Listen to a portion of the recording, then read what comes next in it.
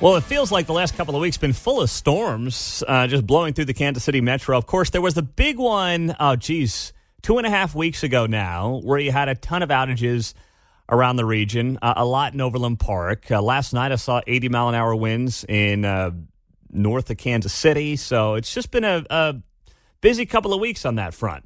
We now say hello and good morning to Overland Park Mayor Curt Skoog. He's caught some heat from some corners of his town and his city over response to the storm going back 2.5 weeks ago now, where the mayor was out of town shortly after that big storm did blow through. Last week we had on one of the critical council members, Faris Farasati, joined us. So we now welcome on the mayor himself to respond to some of those criticisms and see how things have gone since then. Good morning, Mr. Mayor. Thanks for being here.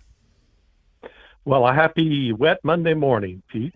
Happy to be on. Thanks for having me. It is. So what would you like to, from your perspective, clear the air on?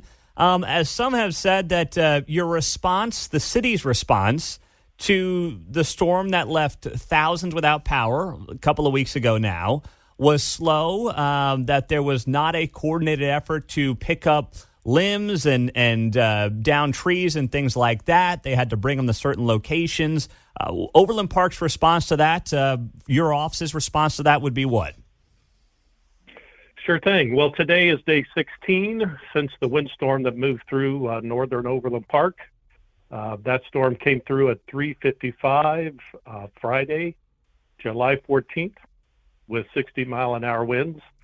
Overland Park crews responded to block streets by 5:45 p.m. when the heavy rain cleared. There were approximately 3,300 homes affected. Fortunately, no homes were left uninhabitable, and no lives were lost. Thank God for that. Okay. To date, we've collected 330,000 yards of storm debris, 8,000 cubic yards from drop-off sites, 22,000 cubic yards from Overland Park streets. And I think the most impressive part of this response has been neighbors helping neighbors. Neighbors have helped themselves, helped them be their neighbors. We had 128 high-need residents reach out to us who needed assistance on their private property. And so we worked through our partners at Church of the Resurrection. They have a emergency response team of volunteers that will go onto people's private properties and help them with limbs or down trees and bring them to the curb for the city to pick up. So the city's response was quick.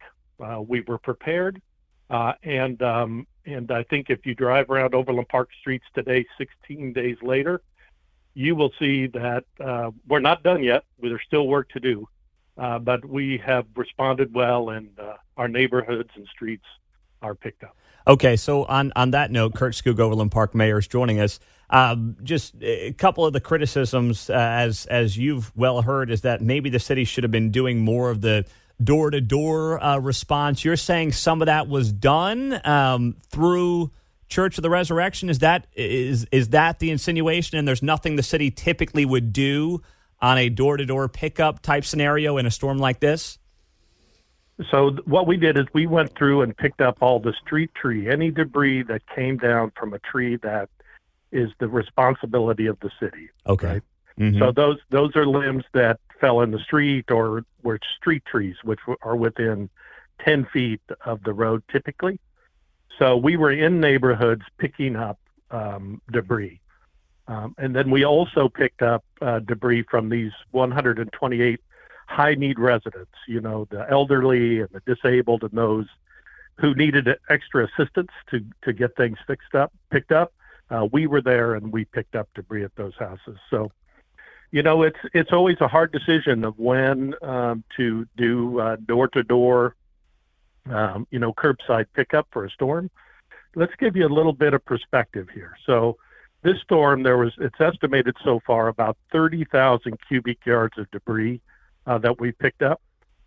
So the last time that we did a curbside pickup. Is that picked up, or is that also people who brought to you? It's both. Oh, it's both. Okay, so it is both. It's people that actually brought stuff to you. That's the scale of the storm. That's kind of the scale of the storm is one way to think about it, Pete. right? So 30,000 cubic yards of debris. So the last time that we did a curbside pickup was in January of 2002. We had an ice storm. We picked up there were 300,000 to 350,000 cubic yards of debris. So, a 10-time scale the last time we did it. Okay. So it's right. So I think if you drive the streets today, if we had had a poor response, the curbs would still be full of trees, right? And I think if you drive around Overland Park, there are still people who need help, and we'll be there to help, right, and assist. But you will see that storm 16 days ago is primarily picked up. Still work to do, but primarily picked up. Finally here, I want to ask you, Mr. Mayor, in the next minute or so, just about some of the personal criticism. I know you were out of town shortly after that for a mayor's conference, I believe, in Boston. Some said you should have stayed. What would you say to them? Well, let me just answer directly to Councilmember Farasati that I just want you to know that not once, I want you to know this, Pete, not once did he call me or the city manager during this event. I want to repeat that. A man who decided to go on social media and on your show to criticize the response did not once call me, the mayor, or, from my understanding from the city manager, call the city manager. It's an election year. And Mr. Farasati, Councilmember Farasati, this is how he does things. He's not a team player. He doesn't care about the greater good, how we can work together to solve the community's problems. His first thing to do, example number one, this one, is go to social media and complain. So the storm happened on Friday, right? I did leave Saturday afternoon to go to the, it was a Harvard City Initiative program that I and the city of Overland Park were selected for. One of 40 mayors in the world were selected for this program.